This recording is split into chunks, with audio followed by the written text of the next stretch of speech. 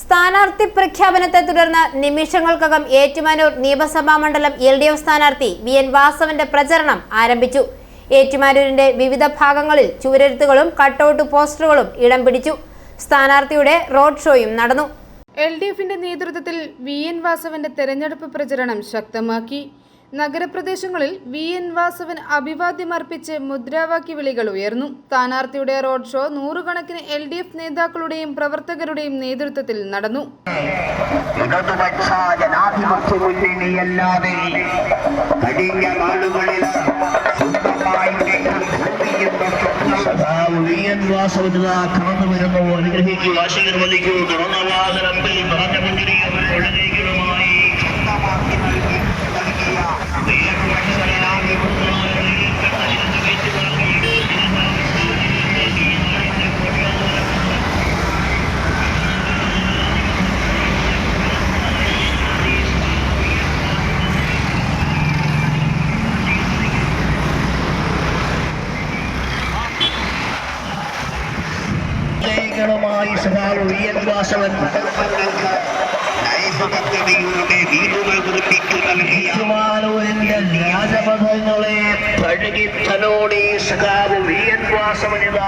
പേരൂർ പള്ളിക്കുടം കവലിൽ നിന്ന് ആരംഭിച്ച road show കുമരകത്ത് സമാപിച്ചു. പ്രചാരണത്തിന്റെ ആദ്യ ദിനം CPIM മുതിർന്ന അംഗം വൈക്കം വിശ്വന്റെ അനുഗ്രഹം തേടി. തുടർന്ന് Mannanam school principal father James മുല്ലശ്ശേരിയെയും ചാവറ ആശ്രമവും സന്ദർശിച്ചു.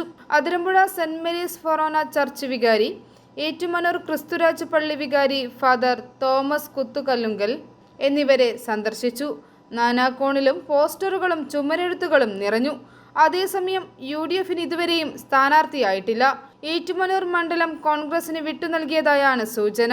കോൺഗ്രസിന്റെ പ്രതിനിധികളായി നാട്ടകം സുരേഷ്, ജോസഫ് വാഴേക്കൻ എന്നിവരുടെ പേരുകളാണ് അവസാന റൗണ്ടിലുള്ളത്. i4A news, Ettumanoor.